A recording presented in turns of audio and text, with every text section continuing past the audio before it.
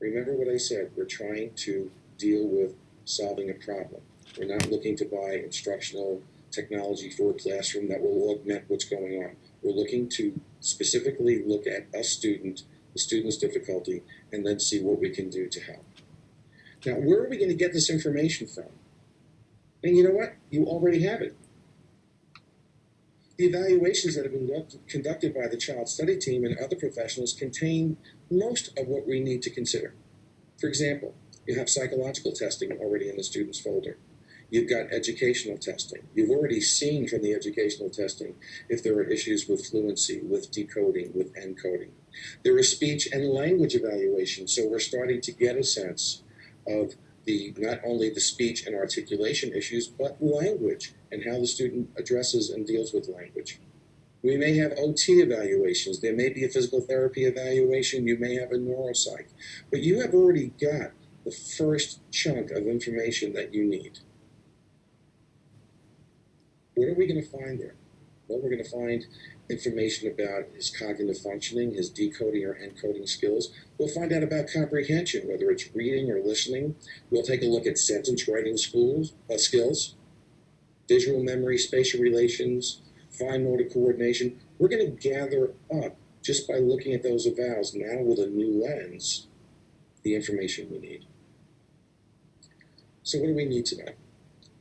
In addition to the student's level of reading comprehension, decoding, and spelling, these same evaluations will inform us about a couple of things. Maybe there's a physical or perceptual issue that could make a particular form of assistive technology impractical for at least a given student. What do I mean?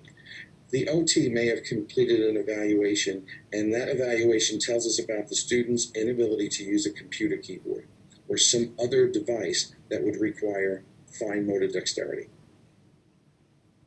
Well, that already tells us, if we're looking for a solution, this may not be the first place to look.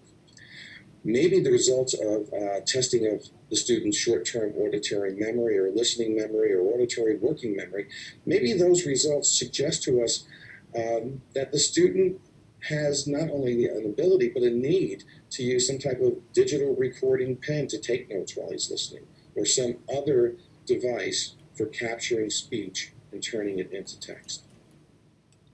What else do we know? In addition to reading, comprehension, decoding, and spelling, those evaluations may inform us about, for instance, a speech or an articulation issue that may make using text-to-speech technology difficult. When you think of some of the programs that exist even on our phones today, where you can speak into them and have your voice converted to text, a student who we find out has serious articulation issues, or there are issues with his ability to project and to produce enough sound to activate the software, we want that information, and we can get that information probably from what's already there. What do we want to know? We want to know anything that could influence our choices of assistive technology. What are some examples of assistive technology? Now, I'm not going to start talking about products that are out there on the market or devices by name, but I want you to think conceptually for a bit. Assistive technology could be software or hardware that does several things. One, it might read the text aloud from any source, whether it's a textbook, a piece of children's literature, a teacher-prepared resource, something on the internet. This technology also would provide a student the ability to dictate written work that would then be converted into text for any assignment. It could be something that would capture the teacher's instructions, notes, directions, and capture it for any student who can't write or spell at a level that allows them to do it on their own. Do we need a Mac? Do we need a PC? It really doesn't matter. We can find solutions today on either platform, and even on the Android or the Google platform. The technology exists. You'll have to shop carefully. You'll have to know what platform you're using, but you can do this no matter what your school is using right now. So let's review for a moment. You're not just buying technology. With assistive technology, you have to think about buying a solution. Therefore, you must clearly identify the problem you're looking to solve for a specific student. Remember, again, we're not using AT to teach the student to read. He's got to have a teacher for that. We're trying to address the problem that reading poses for him in accessing his education. And here I like to talk about thinking of this as a compensatory strategy or an accommodation, not a repair. The repair is going on. The remediation is taking place, and that's separate from the assistive technology. We're trying to deal with what the student does in the meantime to survive his educational experience. Now, assistive technology will go beyond assisting students with reading or dyslexia. It can also support students who have a variety of problems. It could be organization. It could be writing in terms of written output. It could be an issue of word retrieval, pronunciation, memorization, time management.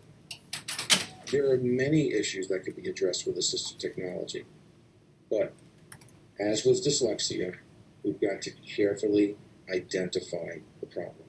Remember the question: what is it the student's having difficulty because of a disability that could be done better or easier with the use of technology? Let me get a little more specific. Text-to-speech technology. What do we have to consider? All right. It can range in cost from free to low cost or medium cost.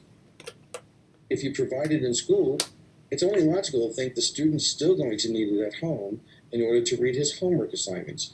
And the good news is, most of the companies now that are selling these products have some home version that you can consider for the student. The text-to-speech technology can run the gamut.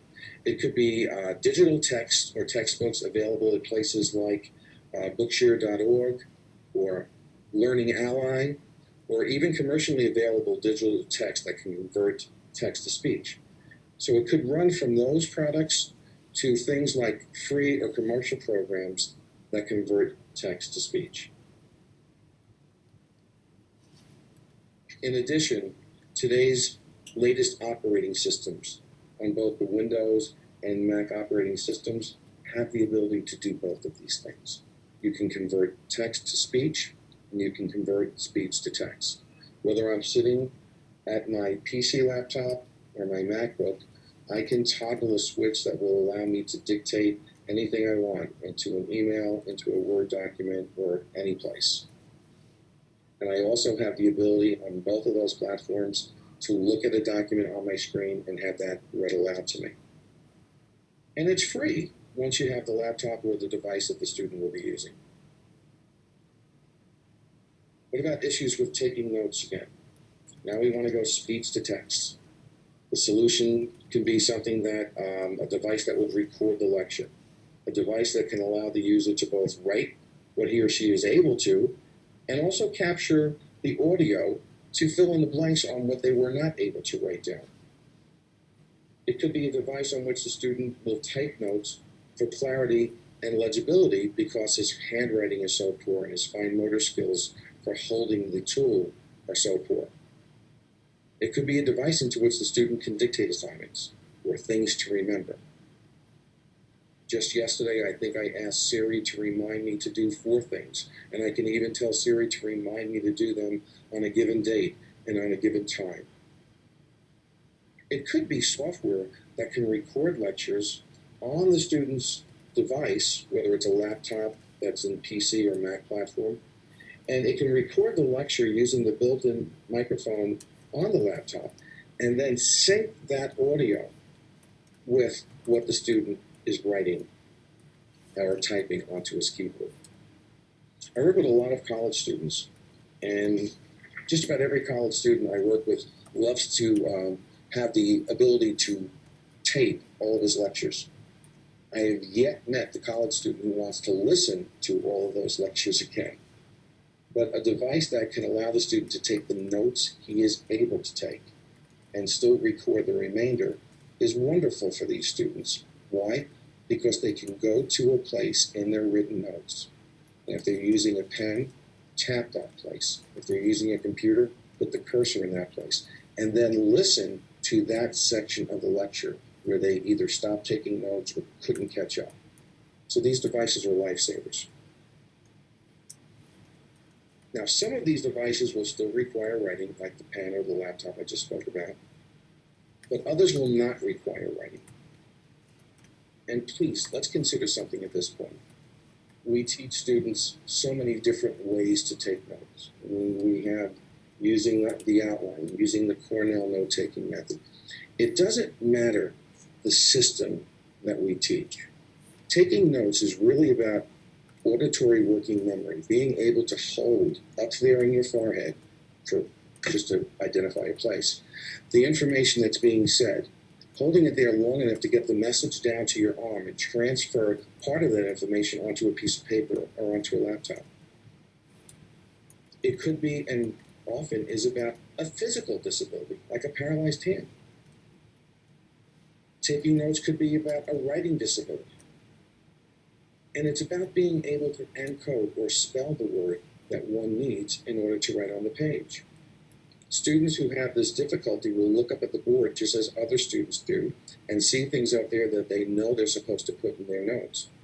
Where one student might look up at the board, see a sentence, hold it in memory, and write it down, the student with a disability, and let's say a spelling disability or a memory disability, he's looking up at the board perhaps to get one word at a time, or to even make sure he has the right letters that spell the word he's writing correctly.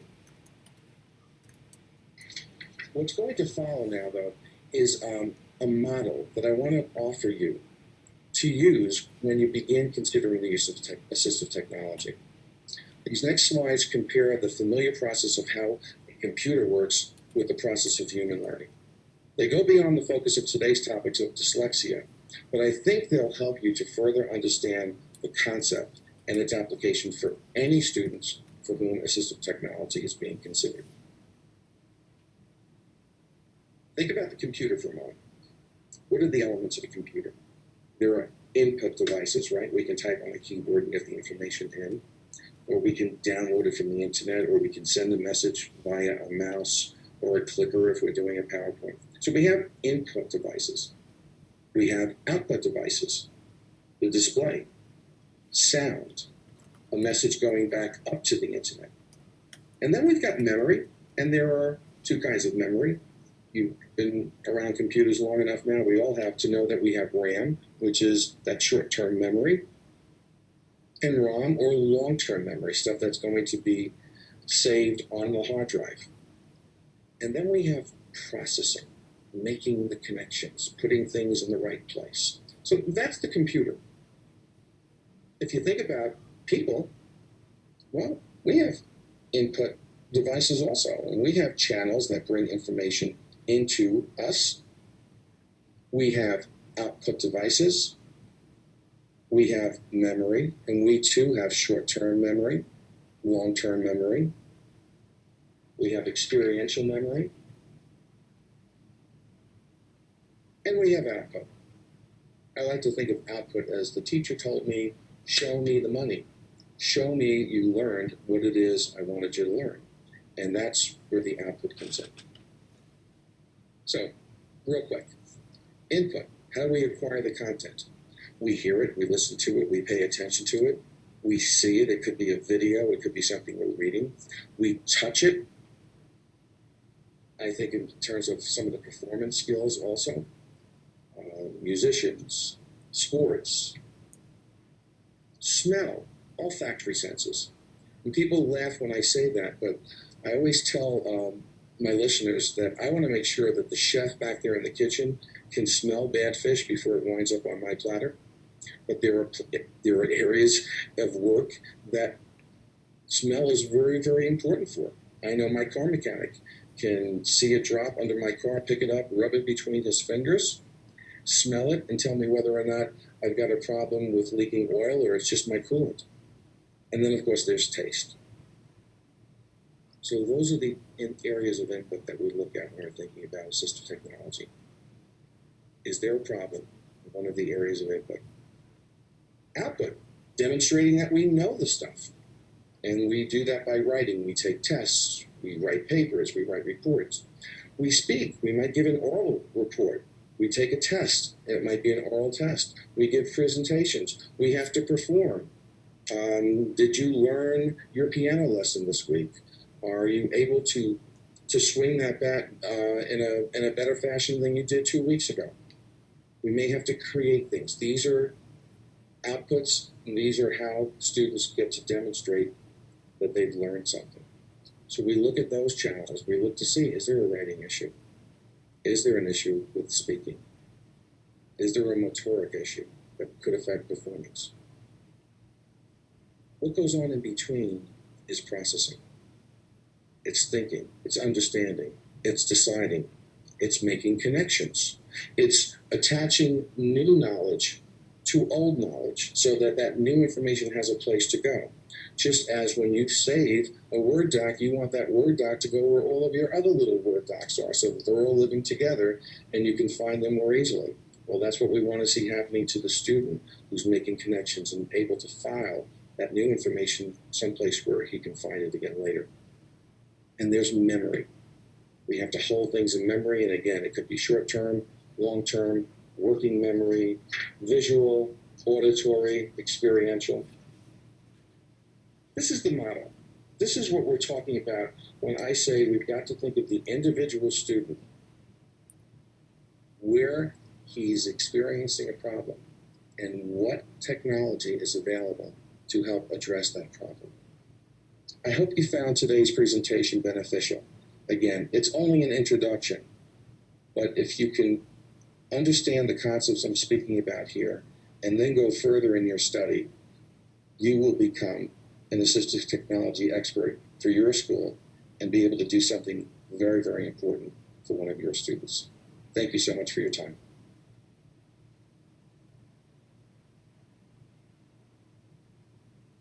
This concludes the webinar. Thank you for your participation.